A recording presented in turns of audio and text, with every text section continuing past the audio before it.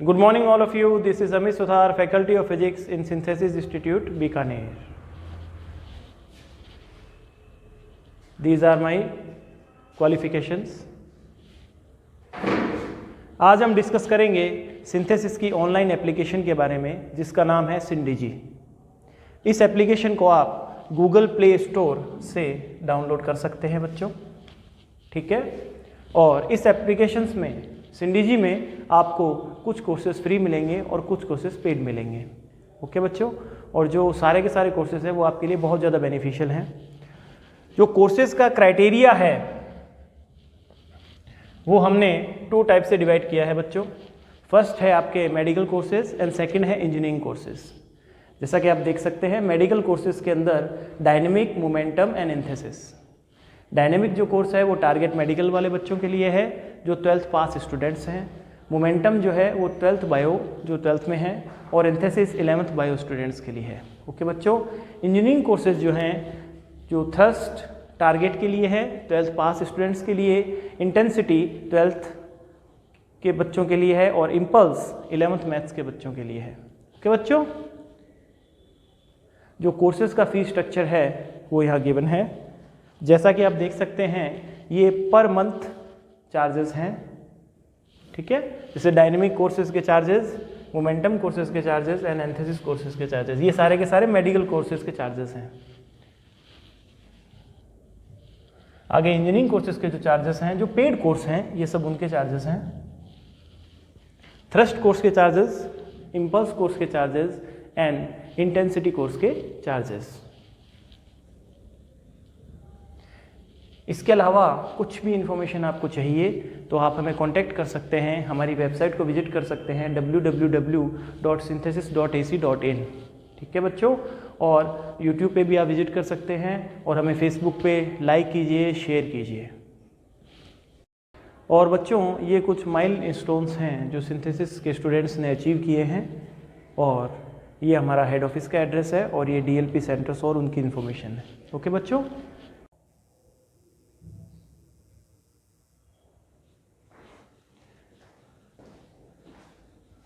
Good morning बच्चों, कैसे हो आप सब। This is Amit Suthar, faculty of physics in synthesis institute Bikaner. आइए, स्वागत है आपका 2D मोशन के मोस्ट एक्सपेक्टेड क्वेश्चन की सीरीज़ में, ठीक है। आज उसका लेक्चर 1 है, अपन क्वेश्चन स्टार्ट करते हैं। चलिए देखिए, फर्स्ट क्वेश्चन की तरफ गौर करें। An airplane makes a gradual 90 degree turn, ठीक है बच्चों। I to selecting first, I think lighting ठीक रहेगी, ठीक है, ओके। चलिए अब देखिए, ये कह रहा है कि एयरप्लेन जो है जो वो 90 डिग्री टर्न करता है, ग्रेजुअली मीन्स अचानक 90 डिग्री टर्न करता है और कांस्टेंट स्पीड रखते हुए टर्न करता है, ठीक है। The process takes 20 second. ये जो प्रोसेस है, जो टर्न टेकिंग जो प्रोसेस है, ये 20 सेकेंड्स का समय लेती है, ठीक है। For this turn the magnitude of average acceleration, ठीक है। एवरेज एक्सेलरेशन के लिए आपको 1D में भी बताया गया होगा। एवरेज एक्सेलरेशन की जब भी मैं बात कर रहा हूं बच्चों, तो आप क्या सोचोगे, फॉर्मूला आपके माइंड में क्या आना चाहिए, चेंज इन वेलोसिटी अपॉन में इंटरवल। या तो वो 20 सेकंड का इंटरवल देगा या फिर पर्टिकुलर टाइम देगा आपको कि भाई इतना टाइम लग रहा है, ठीक है। जैसे यहाँ पे वो ये भी दे सकता था कि पहले T1 कितना था 10 सेकंड, T2 कितना था 30 सेकंड, तो इंटरवल कितना हो गया 20 सेकंड। लेकिन इसने डायरेक्टली इंटरवल की बात अपने से कर ली, तो अपन डायरेक्टली इंटरवल अपने को दे रखा है यहाँ पे डेल्टा T कितना दे रखा है अपने को 20 सेकंड बेटा, ठीक है। V2 जो है अज्यूम करना पड़ेगा अपने को। जैसे मान लो पहले ये ऐसे चल रहा था, 200 J cap metre per second understood है, ठीक है। और बाद में इसने 90 डिग्री टर्न लिया 200 I कैप, ठीक है बच्चों। अब देखिए ध्यान से, V2 जो है वो क्या आएगा यहाँ पे 200 I कैप बच्चों, और V1 जो है अब मीटर पर सेकेंड अंडरस्टूड है, मैं पहले कह रहा हूँ, ठीक है। अब ये इस चीज़ का इशू मत बनाना, मीटर पर सेकेंड नहीं लिया, मीटर पर सेकेंड अंडरस्टूड है। अब देखिए, यदि आप एवरेज एक्सेलरेशन की बात कर रहे हैं तो आप क्या लिखोगे, V2 माइनस V1, तो 200 I कैप माइनस में J कैप, मैं ये लिख सकता हूँ बच्चों, ठीक है। और 20 को जब आप डायरेक्टली सॉल्व करेंगे तो आई थिंक जो इसका मैग्नीट्यूड है मैग्नीट्यूड निकालने के लिए आपको 10 का स्क्वायर प्लस में 10 का स्क्वायर, तो आई थिंक जो इसका आएगा 10√2। अब बच्चे बोलेंगे सर 10√2 तो ऑप्शन में नहीं है, लेकिन हमेशा ध्यान रखना कई बार जो एग्जामिनर है वो ऑप्शन को इस हिसाब से मैनिपुलेट करके देता है कि थोड़ा सा मैथमेटिकल ऑपरेशन आपको परफॉर्म करना होगा। अब यहाँ पे मैथमेटिकल ऑपरेशन देखिए, √2 की वैल्यू 1.414 इंटू 10 14.1 के समथिंग, लगभग कितना 14.1 मीटर पर सेकेंड स्क्वायर, तो लगभग 14.1 है, तो अपन अप्रॉक्सीमेटली 4 ऑप्शन पे क्लिक कर सकते हैं। ओके बच्चों, आगे चले, नेक्स्ट क्वेश्चन प्लीज। चलिए आगे देखते हैं। नेक्स्ट क्वेश्चन देखिए, a jet plane in straight horizontal flight passes over your head when it is directly above you the sound seems to come from the point behind the plane in the direction 30 degree from the vertical, the speed of the plane is. ठीक है, ये basically कहना ये चाह रहा है कि एक जेट प्लेन फ्लाई कर रहा है और जब वो आपके डायरेक्टली अबव होता है तो वो 30 डिग्री के से पहले जो साउंड था वो आपको तब सुनाई देता है। ठीक है बच्चों, अब देखिए क्षैतिज दिशा में उड़ता हुआ एक वायुयान आपके ठीक ऊपर से गुजरता है। ठीक है, जब यह वायुयान ठीक आपके सर के ऊपर होता है तब इसकी ध्वनि एक ऐसे बिंदु से आती हुई प्रतीत होती है जो कि ऊर्ध्वाधर से 30 डिग्री पीछे की तरफ है। वायुयान की गति क्या है? अब देखिए आप डायग्राम बनाएंगे। डायग्राम मैंने आपको पहले ही बताया, फिजिक्स के अंदर सिर्फ एक चीज हेल्प करेगी आपको, डायग्राम से आपको थीम बन जाएगी। एग्जामिनर जिस पॉइंट के ऊपर जाना चाह रहा है वो आप सीख जाओगे। जैसे यहां पे मैंने बनाया आपके एरोप्लेन बन गया। ठीक है, यहां से मैं स्टार्ट कर रहा हूं, चलिए ओके, यहां से मैंने स्टार्ट किया। ठीक है, ये एरोप्लेन चल रहा है। ठीक है, यहां पे आप खड़े हो और ऊर्ध्वाधर के साथ में 30 डिग्री का एंगल बनाना है बच्चों, ये 30 डिग्री। ठीक है, तो एक्चुअली जो साउंड है वो तो यहां से आता हुआ प्रतीत हो रहा है आई थिंक। ठीक है, तो साउंड जो दूरी जो डिस्टेंस ट्रेवल करेगा वो ये वाली डिस्टेंस ट्रेवल करेगा। ठीक है, और साउंड जो ये डिस्टेंस ट्रेवल करेगा, मान लिया मैंने ये डिस्टेंस है x। ठीक है, और वायुयान जो है मान लिया उसकी जो स्पीड है वो मैंने v मान के चल रहा हूं मैं। ठीक है, तो वायुयान को उतने ही समय में यहां से लेकर यहां तक ट्रेवल करना पड़ेगा जितने समय में जो साउंड है आपका यहां से लेकर के यहां तक आएगा। तो मैं क्या ये कह सकता हूं कि इन दोनों केसेस में टाइम बराबर होगा?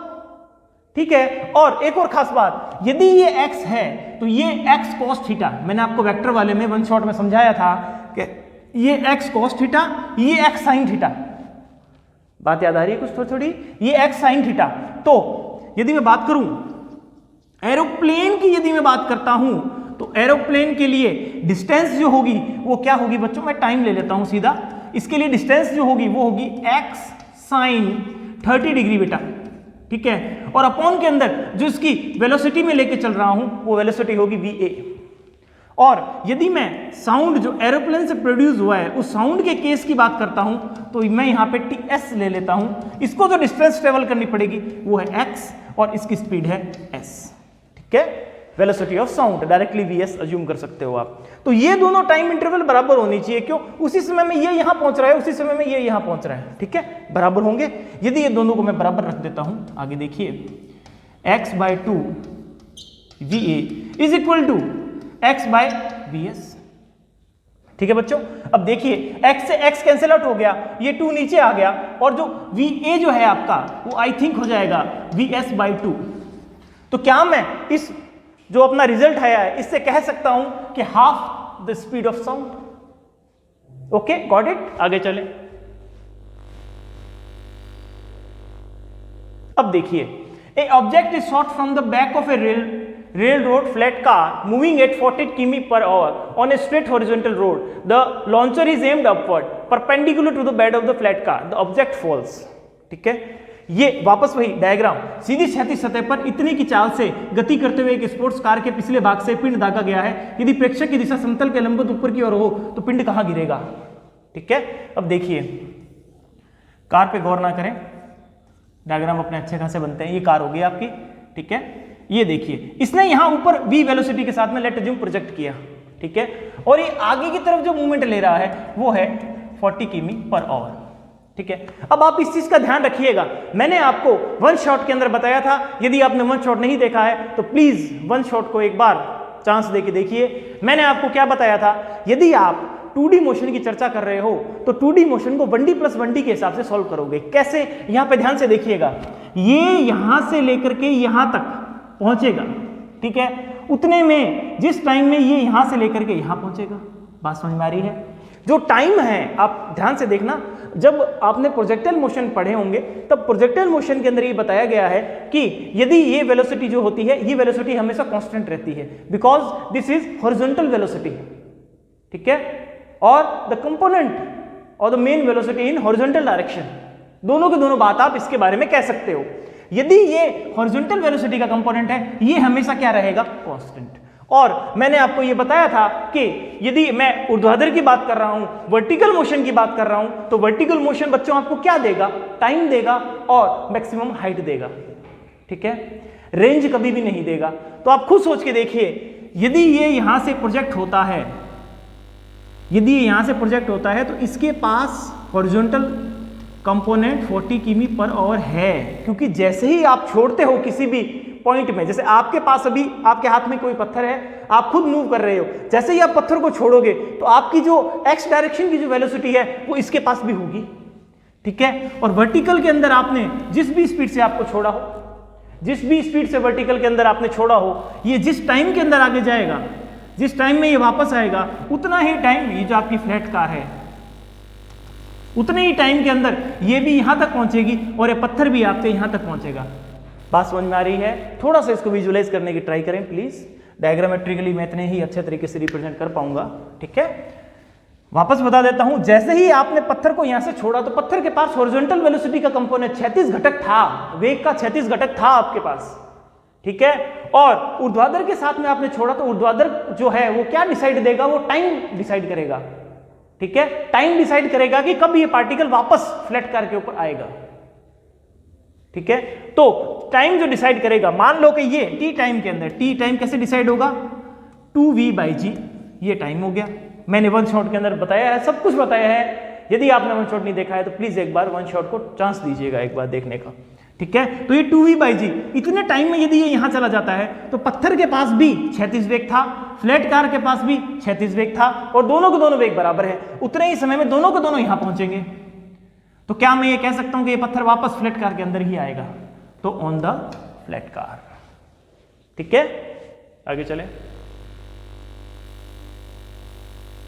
अब देखिए, एक कैनन फायर ए प्रोजेक्टाइल है शोन, ठीक है। एक कैनन ने एक प्रोजेक्टाइल को फायर किया हुआ है। The dash line shows the trajectory in the absence of gravity.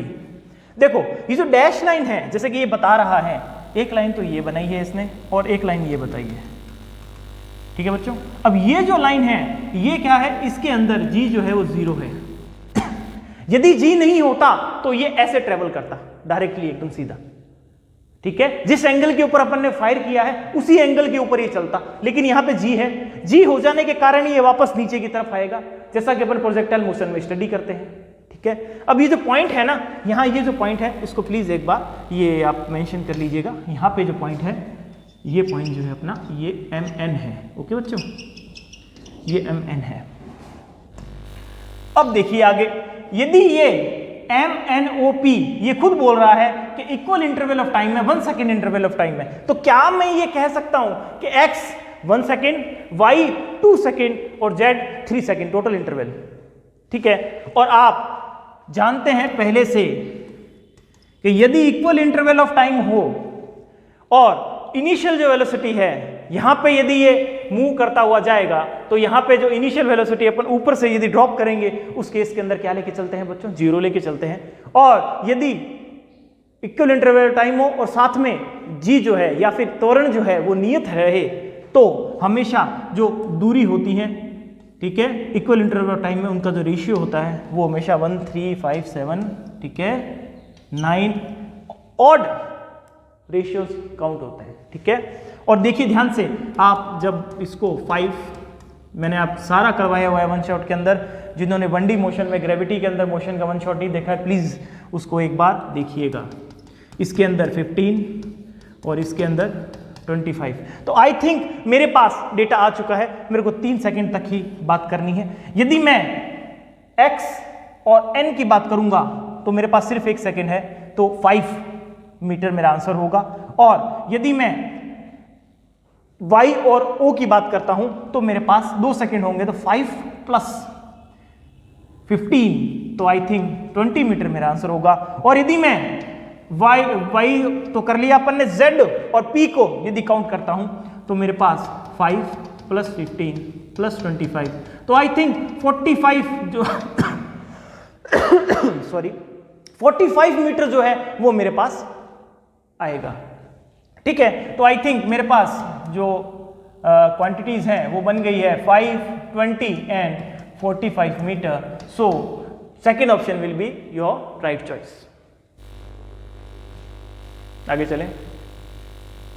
अब देखिए, a projectile is fired from the ground level with an initial velocity that has a vertical component. Vertical component की चर्चा कर रहा है तो वी वाई डायरेक्टली आप लिख दीजिए, कितना दे रखा है इसने 20 मीटर पर सेकेंड। ठीक है बच्चों, और हॉरिजॉन्टल कंपोनेंट की चर्चा कर रहा है ये, तो मैं डायरेक्टली यहाँ पे Vx लिख सकता हूँ। Vx क्या आ जाएगा बच्चों, 30 मीटर पर सेकेंड। ठीक है बच्चों, अब ये क्या बोल रहा है, जी आपको जो यूज करना है, ये इसने कंडीशन दे दी है 10 मीटर पर सेकेंड स्क्वायर, ये आप जी यूज करोगे। ठीक है, distance from launching to landing, अब ध्यान दीजिए, लॉन्च यहां हुआ, लैंड यहां हुआ, तो ये जो डिस्टेंस है ये आई थिंक आर कही जाएगी। अब आर जो है ये हॉरिजॉन्टल रेंज, क्षैतिज परास अपन ने पढ़ा है। ठीक है, और मैंने आपको स्पेसिफिकली कहा था आर के लिए जो आप फॉर्मूला ध्यान रखोगे वो ux uy g, ये ध्यान रखोगे। ये जो 2uy/g है ये तो है टाइम, और ux है आपके हॉरिजॉन्टल के अंदर कंपोनेंट जो आपके प्रोजेक्शन के एंगल के कारण आएगा। ठीक है, और जब आप टाइम के साथ में वेलोसिटी को मल्टीप्लाई करते हो तो आपके पास क्या आती है, डिस्टेंस। ठीक है, तो मैं डायरेक्टली यहां पे वैल्यूज रख दूं, ये 20, ये 30 और आई थिंक ये 10, तो कितना आ जाएगा देखिए ध्यान से, I think 120 metre will be your answer. ठीक है बच्चों, आगे चलें। अब देखिए, a cart is moving horizontally along a straight line. ठीक है, एट कांस्टेंट स्पीड। एक कार्ट है वो हॉरिजॉन्टली मूव कर रही है 30 मीटर पर सेकेंड से बच्चों। ठीक है, अब a projectile is to be fired upward from the moving cart. ठीक है, अपवर्ड फायर्ड करना है, मैंने इसकी वेलोसिटी ले ली v। ठीक है, ऐसा जस्ट इसी टाइप का क्वेश्चन अपन ने 2-3 स्लाइड पहले किया है। ठीक है, a projectile is fired upward from the moving cart in such a way that it will return to the cart after the cart has moved 18 metre. ठीक है, एक बैलगाड़ी 30 मीटर पर सेकंड की नियत चाल से एक क्षैतिज सरल रेखा में चलती है। ठीक है, एक पर्चे पे बैलगाड़ी से ऊर्ध्वाधर ऊपर की ओर फेंका जाता है। जब बैलगाड़ी 80 मीटर चलती है तो प्रक्षेप वापस बैलगाड़ी पर आ जाता है। बैलगाड़ी के सापेक्ष प्रक्षेप के फेंकने की चाल होगी। अब देखिए, ये कहना क्या चाह रहा है, ये कहना चाह रहा है कि ये जो बैलगाड़ी है जब ये 80 मीटर पे पहुंचती है, यहां पे पहुंचती है, तब ये प्रक्षेप इसके पास वापस आ जाता है। तो क्या मैं ये कह सकता हूं, देखो जैसे ही ये यहां से प्रोजेक्ट हुआ तो इसका जो क्षैतिज जो है घटक जो है वो 30 मीटर पर सेकंड रहेगा और ये आपके पास v रहेगा। ठीक है, तो इसके लिए वापस आएगा ये यहाँ पे, तो इस पर्टिकुलर मोशन के लिए जो रेंज है वो आई थिंक 80 मीटर काउंट की जाएगी। बात समझ में आ रही है? वापस आ गया ना, तो वापस आ गया तो ये रेंज कितनी आ जाएगी, 80 मीटर। अब रेंज यदि 80 मीटर आ गई तो ध्यान दीजिए 2 × 30, 2 ux इंटू में uy अपॉन में g। ठीक है बच्चों, और इक्वल टू क्या आ जाएगा, 80। ठीक है, अब देखिए v जो है डायरेक्टली यहां से मैं क्या लिख सकता हूं, देखिए 80 × 10, 80 × 10 अपॉन में 2 × 30, तो आई थिंक 40।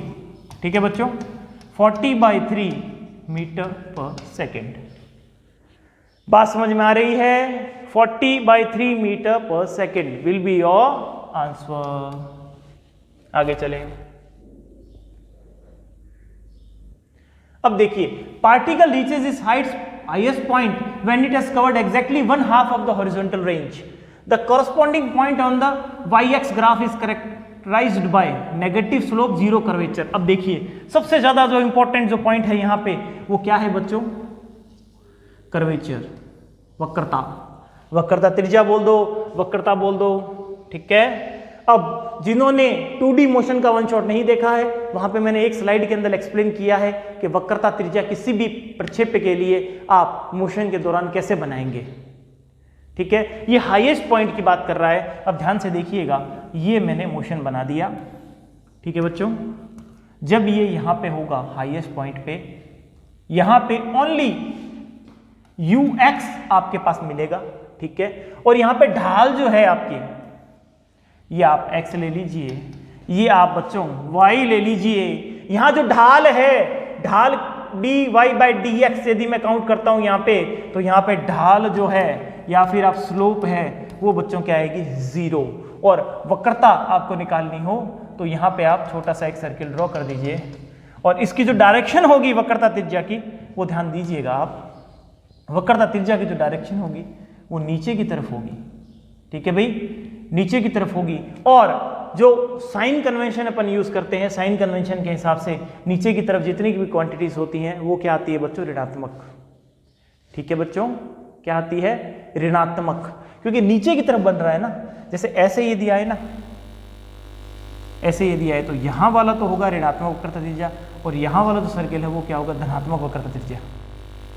बात समझ में आ रही है? ये क्या होगा बच्चों, ऋणात्मक वक्रता त्रिज्या, और ये क्या होगा बच्चों, धनात्मक वक्रता त्रिज्या। ठीक है, आगे चलते हैं। जीरो स्लोप एंड ऋणात्मक वक्रता। अब देखिए, a projectile is thrown in the upper direction making an angle of 60 degree with the horizontal direction. ठीक है, 147 मीटर पर सेकेंड। ये तो आपको क्या दे रखा है, स्पीड दे रखी है यहां पे। ठीक है, और एंगल जो है वो 30 डिग्री विद द हॉरिजॉन्टल आपको दिया हुआ है बच्चों। ठीक है, बना लिया अपन ने। Then the time after which is inclination with the horizontal is 45 degree. Sorry. अब देखिए, ऐसा कभी भी क्वेश्चन आए तो आपके माइंड में सिर्फ एक चीज आ जानी चाहिए, ये इंक्लिनेशन पूछ रहा है। इंक्लिनेशन जब भी पूछता है तो ये क्षैतिज के साथ में समय पूछ रहा है, जिस समय बाद में जो कोण होगा क्षैतिज के साथ में, वो कोण इतना बन रहा होगा। तो आप खुद देखिए, कोण आपकी किसका बनेगा, वेग का बनेगा ना, कोण वेग का ही कोण बनेगा। तो इसके लिए अपन याद कीजिए, tan अल्फा या tan बीटा वाला फॉर्मूला अपन लगाते थे। मैं tan बीटा यूज करते हैं, कई बार मैं tan अल्फा ले लेता हूँ। ये तो सिंपल कांस्टेंट है, कुछ भी लेके चल सकते हो, कोई दिक्कत वाली बात नहीं है। यहाँ पे आप क्या लिख देंगे, u sin theta minus G T upon में u cos थीटा। ठीक है, अब अल्फा जो है ये आपको दिया हुआ है कि 45 डिग्री एंगल बन रहा है। तो यहाँ पे मैं डायरेक्टली 45 डिग्री, tan 45 डिग्री क्या होता है बच्चों, 1 होता है। यहाँ पे मैं डायरेक्टली 1 जब लिखूंगा तो u cos थीटा इधर आ जाएगा। तो I think 147 cos 60 degree, cos 60 degree की value I think 1/2, and 147 sin 60 degree value √3/2 minus 10t। इसको इधर ले आओ, उसको उधर ले जाओ। ठीक है बच्चों, तो ये 10t की जगह में डायरेक्टली 10 × 2 × t ऐसा कर देता हूँ, और 147 यहाँ पे कॉमन लेकर के √3 - 1। ठीक है बच्चों, ये मैंने कर दिया कैलकुलेशन। अब यदि यहाँ से मैं देखूँ तो 20t is equal to √3 1.7 something. तो यहाँ पे आपके 147 और 0.73 के समथिंग आ जाएगा, और t यदि आप लेके चलोगे तो 147.73 के समथिंग, और आपके अपॉन में 20, और जब आप सॉल्व करोगे तो लगभग 6 के आसपास आंसर आएगा। 6 के आसपास कौन सा आंसर बैठ रहा है आपके, मतलब 6 के आसपास 5 पॉइंट के समथिंग, 5.8 5.9 के समथिंग, तो 5.49 विल बी योर आंसर।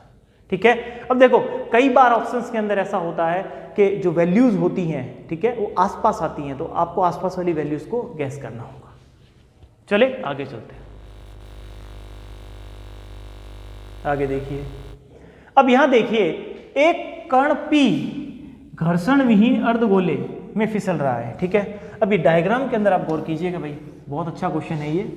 कैसे, यदि आप इसको थ्योरेटिकली भी सॉल्व कर सकते हो, कोई दिक्कत वाली बात नहीं है। अब देखिए, ये तो है Q और ये है आपका P। ठीक है, अब Q के मोशन के अंदर आप गौर कीजिए, ये सारा का सारा क्षैतिज के अंदर ही मोशन कर रहा है, लेकिन P के पास क्षैतिज नहीं है, ये किसी एंगल के साथ में लग रहा है।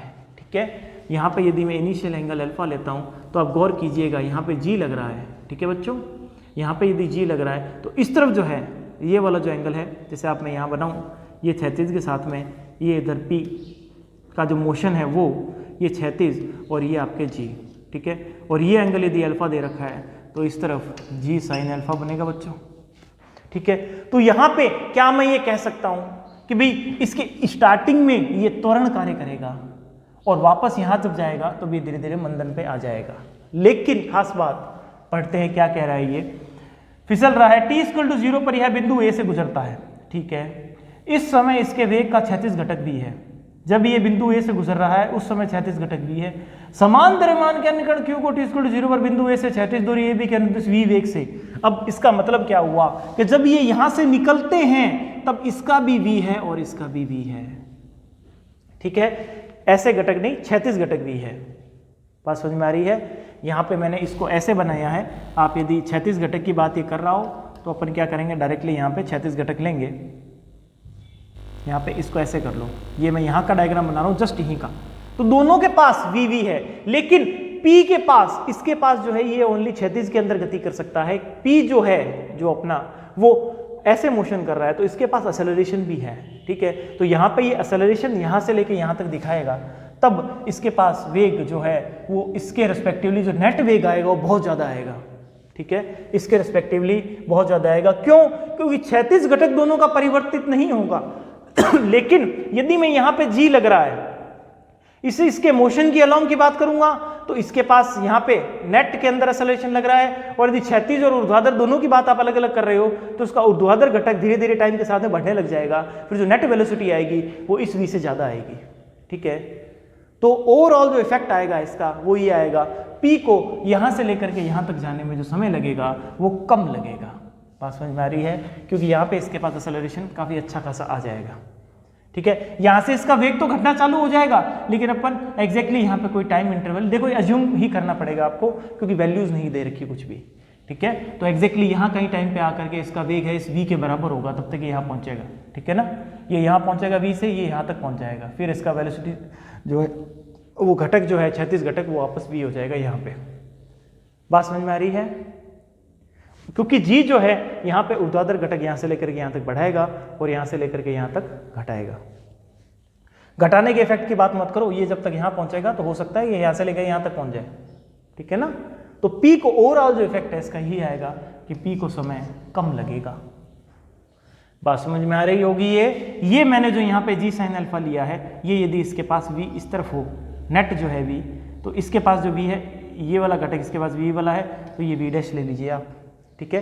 तो V डैश कॉस अल्फा जो है वो है V, उससे आप निकाल सकते हैं, ठीक है। बस ये क्वेश्चन जो है वो थ्योरेटिकल है, तो आई थिंक समझ में आ गया होगा। एक्सेलरेशन के कारण यहाँ पे इसको टाइम कम लगने वाला है। देखो बच्चों, अब इसके अंदर क्या बोल रखा है, bullet leaves the gun at 1 km per second in order to hit the accurately a target 100 metre from the gun, how much above the target should the gun be aimed. अब देखिए, जैसे ये अपने लिखा हुआ है कि ये 1 किमी पर सेकेंड है, ठीक है बच्चों। अब ये जो डिस्टेंस है ये बच्चों 100 मीटर की डिस्टेंस है, ठीक है। अब ध्यान से देखना, यदि हॉरिजॉन्टल वेलोसिटी का अपने को दे रखी है तो यहां से अपन क्या टाइम निकाल सकते हैं आई थिंक। तो टाइम कितना हो जाएगा, डिस्टेंस अपॉन में वेलोसिटी, डिस्टेंस अपॉन में स्पीड, ये टाइम गिवन हो जाएगा 0.1 सेकेंड, ठीक है बच्चों। अब ध्यान से देखना, इस बुलेट के ऊपर नीचे की डायरेक्शन में जी तो वर्क करेगा ही करेगा, ठीक है। तो नीचे की डायरेक्शन में एक्चुअली में ये सीधा जाएगा, लेकिन ये एक्चुअली में सीधे से थोड़ा सा डिफ्लेक्ट होगा।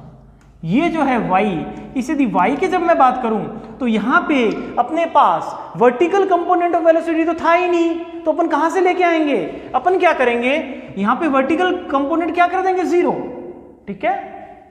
लेके कहाँ से आएंगे, लेके नहीं आ सकते क्योंकि है ही नहीं, क्योंकि हॉरिजॉन्टल दे रखा है, वर्टिकल है नहीं अपने पास।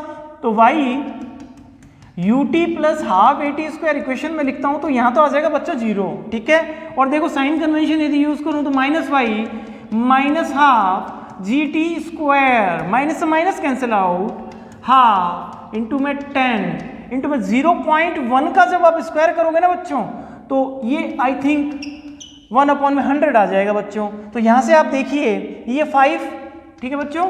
तो 5 इंटू 10⁻⁻² मीटर, तो मैं ये कह सकता हूँ 5 सेंटीमीटर। तो ये जो है डिस्टेंस y, यदि मैं इतना ऊपर एम करूं तब ये बुलेट जा करके यहां पे हिट करेगी। बात समझ में आ रही है? चलो आगे चलें, आगे बात करते हैं। देखो, a particle mass m is projected upward, ठीक है, ground at an angle of 45 degree. Diagram बनाओ, फटाफट डायग्राम बनाओ। डायग्राम बनाने की आदत डाल लो। एम मास के पार्टिकल को प्रोजेक्ट किया है 45 डिग्री के ऊपर, ठीक है, और वेलोसिटी v के साथ। Okay, find its change in momentum when it reaches to the ground. अब देखिए, ध्यान से देखना, जो इसका हॉरिजॉन्टल कंपोनेंट है, देखो वैसे आप क्या कर सकते हो, इसका हॉरिजॉन्टल कंपोनेंट लो, वर्टिकल कंपोनेंट लो, ठीक है, और लास्ट के अंदर वापस चेंज इन मोमेंटम निकालना है तो अपन क्या करेंगे, डेल्टा एम वी या डेल्टा पी जो निकालना है आपको, ठीक है। तो उसका देखो हॉरिजॉन्टल कंपोनेंट जो है वो तो ये ही रहेगा, ठीक है। वर्टिकल जो कंपोनेंट है साइन 45 डिग्री, चेंजेस जो होगा वो चेंज खाली यही होगा। क्यों? देखिए ध्यान से, अब वापस 2D मोशन को 1D + 1D कर दीजिए। कैसे? अब देखो, यदि मैं इस तरफ की बात करूं तो यहां पे mv/√2, ठीक है, हॉरिजॉन्टल।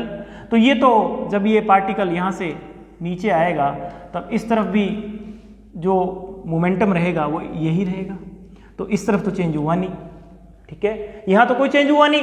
वर्टिकल की जब मैं बात करता हूं तो जब पार्टिकल इधर से इधर आएगा तो यहां पे वर्टिकल वेलोसिटी ऐसे आएगी, ठीक है। जब वर्टिकल वेलोसिटी ऐसे आएगी तो यहां पे मैं क्या लिख सकता हूं, मोमेंटम mv/√2। मैंने ये क्यों लिखा? क्योंकि सेम हॉरिजॉन्टल लेवल पे स्पीड सेम होती है, वेलोसिटी डिफरेंट होती है। ऐसा क्यों? क्योंकि स्पीड जो मैग्नीट्यूड है वो तो सेम ही रहेगा, लेकिन डायरेक्शन के कारण वेलोसिटी अलग अलग हो जाएगी, ठीक है। यदि आप यहां से निकालेंगे, डेल्टा पी की बात करूं मैं, ओनली वर्टिकल की बात कर लेते हैं, हॉरिजॉन्टल में तो कुछ है नहीं, तो यदि मैं इसकी बात करूंगा तो mv/√2। बात समझ में आ रही है? तो ये जो डायरेक्शन है, यदि मैं इसको पॉजिटिव ले लेता हूं, अब यहाँ पे क्या है, साइन कन्वेंशन भी यूज करके ले सकते हो, लेकिन आपको फिर मैग्नीट्यूड लिखना पड़ेगा। फाइनल जो डायरेक्शन है p final minus p initial में, फाइनल जो डायरेक्शन है उसका पॉजिटिव लीजिए। जैसे ये पॉजिटिव हो गया तो ये वाला हो गया नेगेटिव बच्चों, mv/√2, ठीक है। तो आई थिंक 2mv/√2, √2 से √2 कैंसिल आउट, √2 mv। बात समझ में आ रही है बच्चों? तो second will be your right choice. आगे चलें, अब देखिए, a particle is projected upward at an angle 45 degree with the horizontal. फटाफट डायग्राम, फटाफट डायग्राम, डायग्राम जरूरी है बच्चों, डायग्राम के बिना अपन खेल नहीं सकते। वेलोसिटी गिवन नहीं है, कोई दिक्कत नहीं है, डायरेक्टली ऐसे डायग्राम बना लो।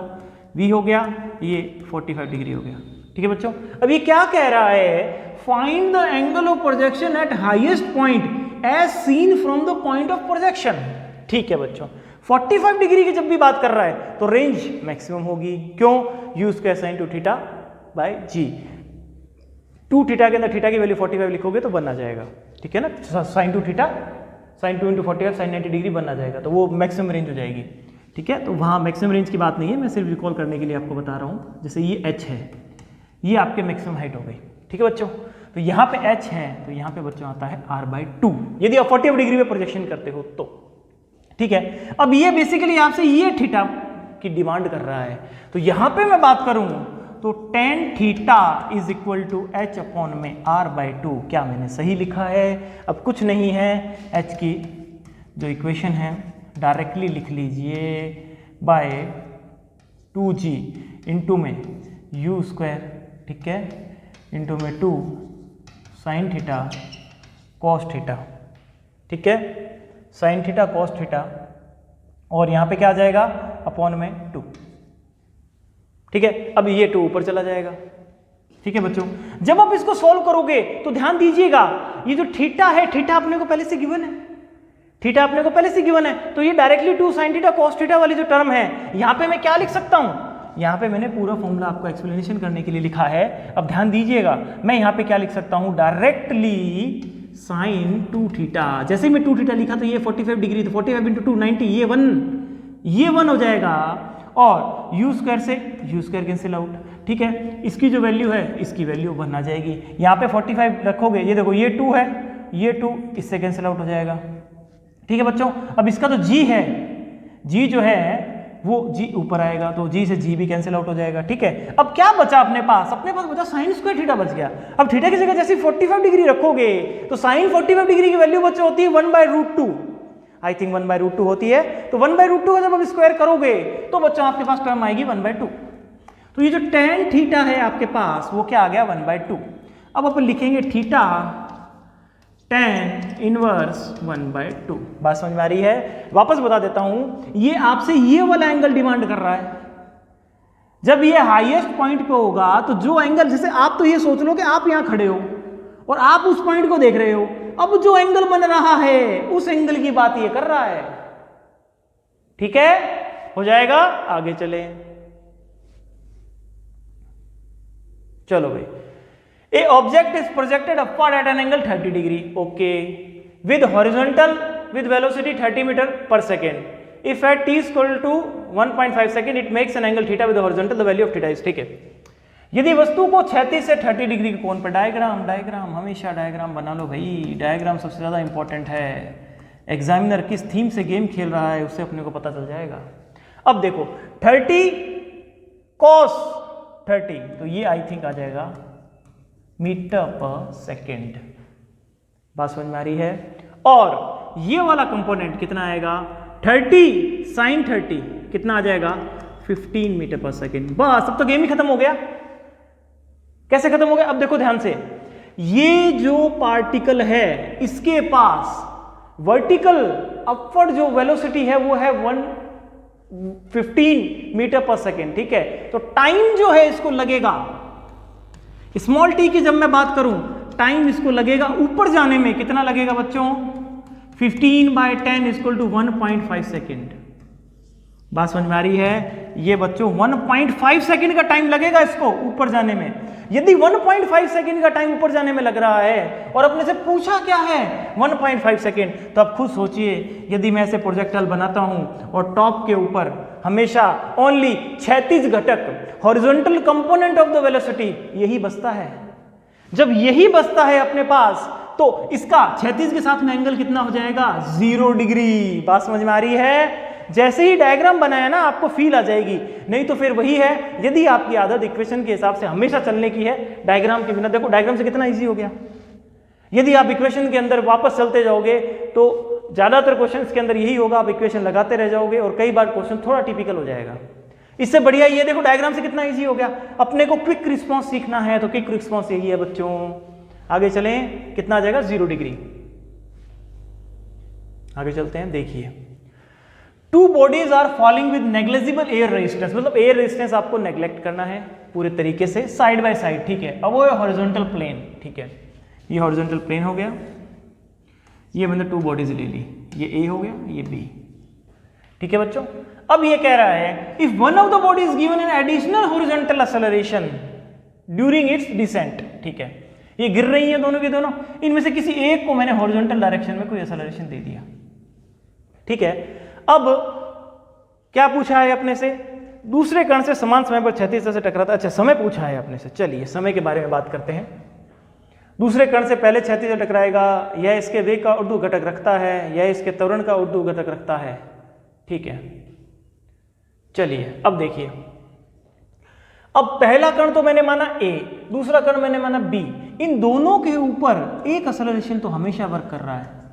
और मैंने आपको पहले ही बता दिया होगा, जिसने 2D मोशन का वन शॉट नहीं देखा है तो प्लीज उसको एक चांस दीजिए। मैं बार बार बोल रहा हूं, उसका रीजन ये है, काफी सारी चीजें वहां से क्लियर हो जाएंगी, क्योंकि जो थीम में लेके चल रहा हूं वो थीम मैंने वहां समझाई है। अब देखिए जी यहां पे लग रहा है और आपको टाइम जो है वो कौन सा घटक देगा, हमेशा ऊर्ध्वाधर घटक, या फिर ऊर्ध्वाधर के अंदर जो भी वेलोसिटी होगी, जो भी मोशन होगा, जो भी ऊर्ध्वाधर के अंदर गति होगी वो अपने को टाइम देगी और हाइट देगी, ये मैंने बताया था। अब आप खुद सोचिए, यदि मैं क्षैतिज के ऊपर कुछ भी एक्सेलरेशन लगा देता हूं, यहां पे कोई इफेक्ट नहीं आएगा। ऊर्ध्वाधर के अंदर हमेशा जी लगेगा, क्षैतिज के अंदर जो आप लगा रहे हो त्वरण की वैल्यू जो भी आपने लगाई हो, यहां पे कोई फर्क नहीं आएगा और दोनों के दोनों कण समान टाइम के साथ ही इस धरातल से टकराएंगे। बात समझ में आ रही है? उसका रीजन क्या है समझ में आ गया। आगे देख लेते हैं, ठीक है। One of the bodies given additional acceleration during its descent, ठीक है। इट, ठीक, has a vertical component of its velocity altered, ठीक है। It is vertical acceleration altered, ठीक है। तो सारे ऑप्शन गलत है। क्या कह रहा है? Strike the plane earlier than the other body, गलत, ये तो वही गलत हो गया, ठीक है। Has a vertical component of its velocity altered means वेग का ऊर्ध्व घटक रखता नहीं है। ये थोड़ा सा देखना, ऊर्ध्व घटक, पेन ले लूं मैं, रखता नहीं है, ये होगा बदल जाता है। मतलब ये जो एक्सेलरेशन है वो ऊर्ध्व घटक को बदल देता है, कर देते हैं यहां पे, ऊर्ध्व घटक को बदल देता है, जो कि सही नहीं है, क्योंकि आपने जो एक्सेलरेशन दिया है, जो त्वरण दिया है, वो क्षैतिज के अंदर है, ना कि ऊर्ध्वाधर के अंदर। ऊर्ध्वाधर के अंदर तो केवल जी ही लगेगा भाई, ठीक है। चलिए, हो जाएगा। दूसरे कण से समान समय पर क्षैतिज तल से टकराता है। First will be your answer. चलिए आगे चले, आगे देखिए। If the range of a gun which fire is shell with muzzle speed v(r), then the angle of elevation of the gun is, देखिए रेंज इसने दे दी है अपने को u² sin 2θ/g। एकदम इजी क्वेश्चन है, ध्यान से देखना, क्रॉस मल्टीप्लाई किया rg/u² sin 2θ। अब इनवर्स ले लो, देखो ये 2θ साइन के अंदर है, ये 2θ, इसको कुछ मत करना, ये दोनों चीजें अलग अलग होती हैं। sin² θ, आप कई बच्चे बोल रहे होंगे सर हमें ये पता है, एक्स्ट्रा क्यों बता रहे हो? क्योंकि बच्चों सबको साथ में लेके चलना है, मुझे सभी को साथ में लेके चलना है, ये दोनों अलग अलग बातें हैं। अब इस बात के हिसाब से यदि मैं बात करूंगा तो 2θ साइन इनवर्स, ठीक है, rg/v²। अब थीटा क्या हो जाएगा? 1/2 साइन इनवर्स rg/v²। ओके, हो जाएगा। चलिए, fourth will be your right answer. आगे कुछ बात करते हैं, चलिए। Rain is falling vertically with the speed of 30 metre per second. Rain जो है वो 30 मीटर पर सेकेंड से नीचे की तरफ गिर रही है, ठीक है। और after some time wind start blowing with the speed of 10 metre per second in north to south direction, ठीक है। North to south, let assume north ये है और साउथ ये है, ठीक है बच्चों। North to south wind start हो जाती है कितने से? 10 मीटर पर सेकेंड से। बात समझ में आ रही है? अब कोई पर्सन जो खड़ा है, देखते हैं। In what direction should a boy waiting at the bus stop hold his umbrella in order to protect himself from the rain. अब एक चीज का ध्यान दीजिएगा, रिलेटिव के अंदर जब भी आप बात कर रहे हो, रिलेटिव के अंदर जब भी अपन बात कर रहे हैं, तो अपन जब मोशन में होते हैं तो अपने को अपने रिलेटिव जब लेना हो तब अपन क्या करते हैं, जैसे मैंने आपको बताया था 2D मोशन के वन शॉट में, कि अपन क्या करेंगे, वेलोसिटी ऑफ मैन या फिर वेलोसिटी ऑफ वुमेन या फिर वेलोसिटी ऑफ कार, ये सारे के सारे क्वेश्चंस बन सकते हैं। तो उन सबकी वेलोसिटी उल्टी डायरेक्शन में कर देते हैं, फिर अपन उसका कंपोनेंट लेके देखते हैं। बात समझ में आ रही है? लेकिन यहां पे विंड जो है वो भी चल रही है, ठीक है, और रेन भी गिर रही है। तो आपको पर्टिकुलर क्या करना पड़ेगा, ध्यान से देखना, आपको जो पर्टिकुलर है इन दोनों का कंपोनेंट लेना है। जैसे यहां पे कोई बंदा खड़ा है, ठीक है, उसके हाथ में जो अम्ब्रेला है, ये अम्ब्रेला हो गया, ठीक है। अब आपको इन दोनों का कंपोनेंट लेना होगा, रिजल्टेंट। बात समझ में आ रही है? इन दोनों का कंपोनेंट, क्यों, इसका रीजन क्या है? अब ध्यान दीजिएगा, अपन जब मोशन करते हैं तो अपने रिलेटिव रेन गिर रही होती है, तो अपने को उसके रिवर्स होना है जिसके रिलेटिव आप ले रहे हो। लेकिन यहां विंड और रेन दोनों के दोनों आउटवर्ड हैं, मतलब अपना जो अपन जो ऑब्जर्व कर रहे हैं, अपन तो पहले से स्थिर है। आप खुद फील करके देखिए, जब रेन गिर रही है, मान लो विंड यहां से यहां चल रही है, तो अब क्या होगा, विंड के चलने के कारण रेन की बूंदें कुछ इस तरफ शिफ्ट हो जाएंगी। बात समझ में आ रही है? जब रेन नीचे गिर रही है, ये देखो रेन इसकी डायरेक्शन ये है, बात समझ में आ रही है? जैसे ही विंड इधर से इधर चलने लगी, रेन की धीरे धीरे बूंदें ये इधर शिफ्ट हो गई, हो जाएगा भाई, ध्यान रह जाएगा। ओके, अब देखिए यहां पे यदि जो थीटा है, यदि मैं इस टेन थीटा की बात करूं तो देखो टेन थीटा में कभी टेंशन मत लिया करो। जैसे ही टेन थीटा आए, जो इधर वेक्टर बन रहा है उसको यहां चिपका दो। जैसे ही यहां चिपकाओगे तो ये कितना हो गया, ये 10 हो गया, ठीक है, और ये हो गया 30, ठीक है। इसका डायग्राम मैं यदि वापस बनाऊं तो ये डायग्राम बन जाएगा बच्चों, ये 10 हो गया, ये हो गया 30, ये हो गया थीटा। तो आई थिंक 10 थीटा हो जाएगा 10/30, तो थीटा हो जाएगा बच्चों 10 इनवर्स 1/3, ठीक है। और ये थीटा है ऊर्ध्वाधर के साथ, तो ये भी थीटा होगा, ठीक है, ये भी क्या होगा, थीटा। बात समझ में आ रही है बच्चों? ये थीटा होगा तो ये भी क्या होगा, थीटा। जब ये थीटा है तो ये भी थीटा, ठीक है। तो थीटा अपन ने निकाल लिया। अब देखिए डायरेक्शन क्या होगी, due north, 10 inverse 1/3 due north या फिर टुवर्ड्स नॉर्थ, तो second will B right option. मैं वापस बता देता हूं, जब अपन मोशन कर रहे हो और रेन गिर रही हो तो आपको खुद को रोक करके खुद की वेलोसिटी को रिवर्स करना है, फिर आपको डायरेक्शन देखनी होगी कि कहां आपको अम्ब्रेला रखना है। लेकिन जब विंड चल रही है और रेन गिर रही है तो वो दोनों के दोनों जो मोशन है उन दोनों का रिजल्टेंट जो निकलेगा वही अपने को फील होगा, ठीक है। ये देखिए रेन ऐसे गिर रही है, विंड ऐसे चली तो धीरे धीरे रेन की बूंदें इस तरफ आ गई, तो इन दोनों का जो रिजल्टेंट बना, विंड की वेलोसिटी इधर, रेन की इधर, तो इनका रिजल्टेंट इधर है, तो मेरे को छाता इधर रखना पड़ेगा।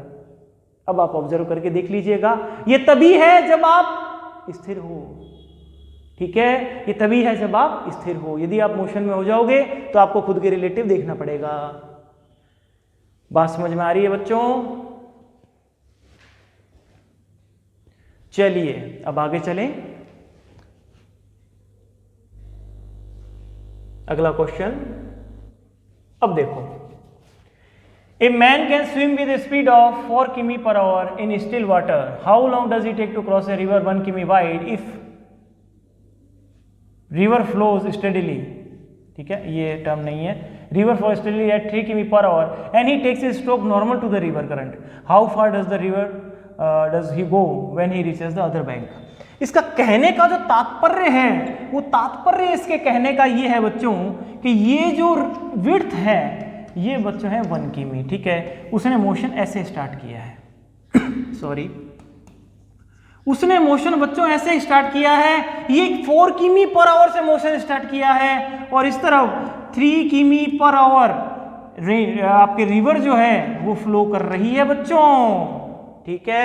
और जो टाइम निकलेगा, टाइम के लिए डायरेक्टली आप क्या कर सकते हो, अपॉन में 1 किमी, ठीक है, सॉरी ये 1000 ले लिया मैंने, इसको भी फिर 1000 में कन्वर्ट करना पड़ेगा मेरे को, इससे बढ़िया ये है मैं डायरेक्टली गेम खेल लेता हूं अपन।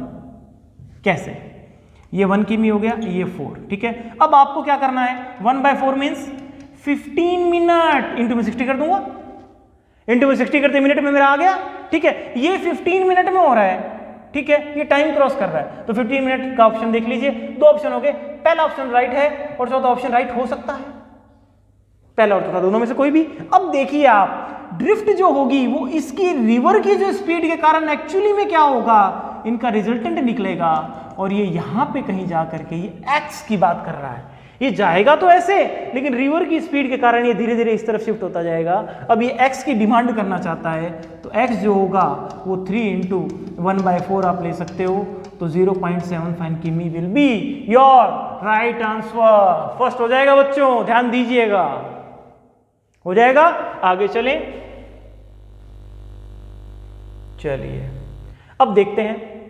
ए boatman can row with speed of 10 किमी/आवर in still water if the river flows steadily at 5 km/h, in which direction should the boatman row in order to reach the point on the other bank directly opposite to the point from where he started?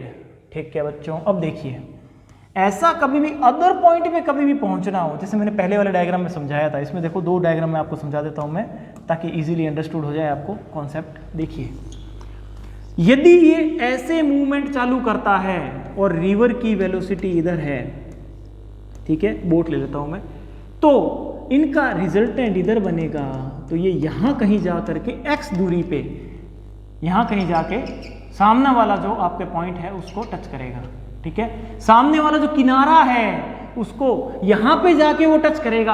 अब ये जो x है ना बच्चों, इसी को आप बोलते हो ड्रिफ्ट, इसी को बोला जाता है ड्रिफ्ट। लेकिन अब ये चाहता क्या, क्वेश्चन के अंदर क्या चाहता है, इसी डायग्राम को थोड़ा सा अपन और देखें चेंज करके थोड़ा सा। क्वेश्चन में ये चाहता है कि यदि ये ऐसे चले और रिवर के कारण जो इफेक्ट आ रहा है उसका रिजल्टेंट यदि ऐसे बन जाए, यदि उसका रिजल्टेंट ऐसे बन जाता है तो ये डायरेक्टली अपोजिट पॉइंट पे पहुंच जाएगा।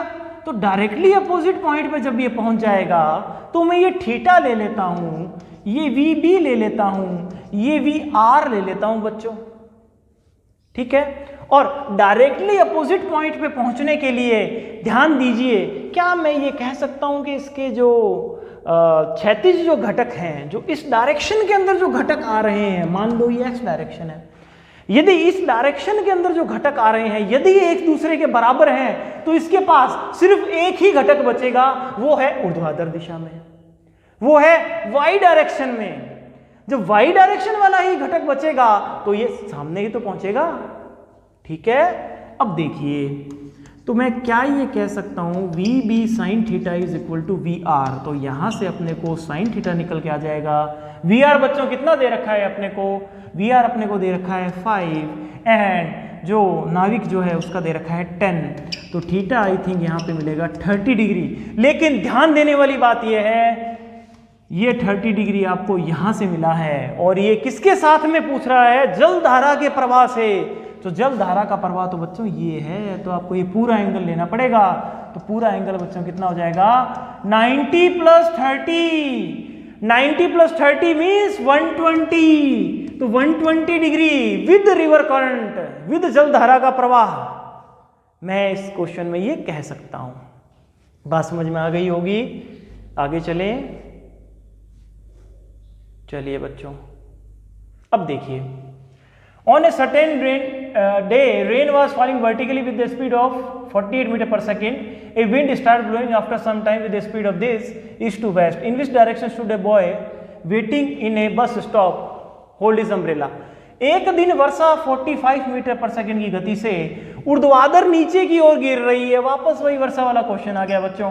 अब तो देखो आप भी बोर हो गए होगे वर्षा वाले क्वेश्चन से, ये तो अपने को आता है पहले से। देखिए चलो, पूर्व से पश्चिम की ओर प्रवाहित हो रही है, ठीक है। तो वापस वही डायग्राम, ध्यान देना भाई, डायग्राम मैं फिर बार बार इसीलिए बोलता हूं कि भाई ये चीज़ आपके मतलब कहते हैं ना हैबिचुअल हो जाने चाहिए इस चीज़ के, डायग्राम बनाना ही बनाना है। अब देखिए, पूर्व से पश्चिम की ओर, ईस्ट से वेस्ट ये विंड चल रही है और जो विंड की जो है जो स्पीड है वो मेरे को दे रखी है 12 मीटर पर सेकेंड, ठीक है। तो इन दोनों का मैंने बताया था, इन दोनों का डायरेक्टली आप रिजल्टेंट ले लो। जैसे ही आप इनका रिजल्टेंट लोगे तो मैं डायरेक्टली इस क्वेश्चन को कर देता हूं, क्योंकि अपन ने ऐसा ही क्वेश्चन पहले अटेम्प्ट कर रखा है। Theta is equal to tan inverse 1/3। अब theta is equal to tan inverse 1/3 तो मेरा आ गया, ठीक है। लेकिन एंगल जो है वो मेरे पास ये भी तो होगा, तो किस तरफ, टुवर्ड्स ईस्ट। तो I think first will be your right answer. बात समझ में आ रही है बच्चों, first will be your right answer. Theta is equal to tan inverse 1/3, ये तो समझ में आ गया ना। इसको इधर ले आओ। तो अब यहाँ tan थीटा यदि मैं लगाता हूँ तो लंब मेरे लिए क्या हो गया 12 और आधार मेरे लिए क्या हो गया 48। भी 48 इसके बारे में लिख रहा हूँ भाई, ध्यान रखना जब मैं डायग्राम बनाता हूँ ना उसके फ्लो के साथ में चलना, सो मत जाना भाई, थोड़ा लंबा लेक्चर होते हैं ये। चलिए, a man is travelling at 10.8 km/h in an open car on A rainy day. He hold an umbrella, ठीक है, he hold an umbrella at an angle 37 degree to the vertical to protect himself from the rain, ठीक है, which is falling vertically downward. What is the velocity of rain? ठीक है बच्चों, देखते हैं। मैंने आपको कहा था रेन डायरेक्टली नीचे की तरफ, ठीक है, और यदि अपन मोशन में हो तो अपना इस तरफ 10.8 km/h, ठीक है बच्चों। क्यों, अब ध्यान कीजिए, जैसे आप मोशन में हो, ठीक है, वेलोसिटी ऑफ मैन, रेन ऐसे गिर रही है, ये तो है नॉर्मल कंडीशन, ठीक है। लेकिन जब आप रिलेटिव ले लेते हो बच्चों, जब आप रिलेटिव वाला कॉन्सेप्ट यूज कर लोगे, जब आप रिलेटिव वाला कॉन्सेप्ट यूज कर लोगे तब बच्चों ये डायग्राम बन जाएगा इस तरफ, ठीक है। ये वी एम इधर आ जाएगा, वी आर इधर आ जाएगा। अब इन दोनों का रिजल्टेंट देखना है, ये थीटा है, ठीक है। अब ध्यान दीजिए, यदि ये थीटा है, यदि ये थीटा है तो ये मेरे पास वेलोसिटी ऑफ रेन होगा, और ये थीटा जो है ये मेरे को पहले से दे रखा है, tan थीटा जो है वो tan थीटा नहीं, थीटा मेरे को दे रखा है, ठीक है। तो मैं डायरेक्टली क्या लिख दूंगा यहाँ पे 37 डिग्री। अब किसी को 37 डिग्री की वैल्यू याद नहीं हो तो उसका इशू बनाने की कोई जरूरत नहीं है। छोटा सा डायग्राम होता है बच्चों, बड़े वाले के साथ छोटा एंगल, छोटे वाले के साथ बड़ा एंगल, और ये 5। अब जैसे ही ये आया डायग्राम, छोटा सा ट्राइंगल बनाया, अब आप कोई भी वैल्यू 37, 53 में पूछनी हो तो फटाफट बना सकते हो, ठीक है। एग्जैक्टली बाई चांस किसी को याद नहीं हो तो उसके लिए मैं बता रहा हूँ, ये हमेशा ट्राइंगल छोटा सा बना लिया करो क्वेश्चन के अंदर, ठीक है ना। अब देखिए tan 37 ले लिया मैंने, ठीक है। अब जब मैंने tan 37 ले लिया है, यहाँ पे देखिए tan 37, तो tan 37 लूंगा तो 3/4, तो tan 37 मेरे पास आ जाएगा 3/4, ठीक है। तो ये जो है वेलोसिटी जो मेरे को दे रखी है, अब मेरे को पास आंसर मेरे को ऑप्शन देखने पड़ेंगे, मीटर पर सेकंड में है, ठीक है। तो मैं क्या करता हूँ, किमी पर आवर को यदि मीटर पर सेकंड में आपको कन्वर्ट करना है तो आप 5/18 से मल्टीप्लाई करेंगे। तो मैंने जब 5/18 से मल्टीप्लाई किया, देखिए तो ये मेरे पास आ गया 3 मीटर पर सेकंड। ओके बच्चों, कितना आ गया, 3 मीटर पर सेकंड आ गया मेरे पास। जब ये मेरे पास 3 मीटर पर सेकंड आ जाता है तो मैं यहाँ लिख सकता हूँ 3 मीटर पर सेकंड। तो यहाँ से डायरेक्टली आप tan थीटा की फॉर्म है आपके पास, तो ये जो है 3 मीटर पर सेकंड वो ये है आपके, क्या बन जाएगा, इस वेक्टर को यहाँ ले आओ, ये बन जाएगा आपके लंब बन जाएगा, परपेंडिकुलर बन जाएगा। बेस क्या है, वी आर, तो परपेंडिकुलर अपॉन बेस क्या होता है, tan थीटा। तो 3/4, परपेंडिकुलर कितना है मेरे पास 3, बेस कितना है वी आर, तो यहाँ से वी आर मेरे पास निकलेगा 4 मीटर पर सेकेंड। कृपया करके ट्राई कर लीजिएगा, और ये ध्यान दीजिएगा यहाँ पे थोड़े से ऑप्शंस के अंदर थोड़ा सा मिस्टेक है, तो सारे बच्चे ध्यान देंगे यहाँ पे कृपया करके। ये जो ऑप्शंस हैं ये 4 मीटर पर सेकेंड, ठीक है, और ये 6 मीटर पर सेकेंड। तो 4 मीटर पर सेकेंड आपके राइट आंसर होगा, ठीक है। ह्यूमन एरर है, कोई दिक्कत वाली बात नहीं है। कॉन्सेप्ट आपको समझ में आना चाहिए जो मैं समझाना चाह रहा हूँ, आई थिंक समझ में आ गया होगा, ठीक है बच्चों। अब देखिए नेक्स्ट जो लेक्चर है उसके अंदर AIPMT सेक्शन से अपन स्टार्ट करेंगे, AIPMT सेक्शन, फिर AIEEE सेक्शन, और फिर मिससेलेनियस सेक्शन, ठीक है। और ये जितने भी लेक्चर्स हैं वो अपने सिंडी ऐप आप डाउनलोड कर लीजिएगा। सिंडी ऐप के अंदर ये लेक्चर सारे फ्रीली अवेलेबल हैं, और जो इस लेक्चर से रिलेटेड जो अपने PPTs हैं वो PDF फॉर्म में भी अवेलेबल हैं, ओके। और ये प्रयास आपको पसंद आया हो और आप भी चाहते हो कि भाई कुछ इम्प्रूवमेंट इसके अंदर और हो जिससे आपके लिए ज़्यादा बेनिफिशियल ये प्रयास हमारा हो सके, तो प्लीज़ हमें जो इनपुट है आपकी तरफ से दीजिए। ओके बच्चों, टेक केयर, बी सेफ, मिलते हैं नेक्स्ट लेक्चर में।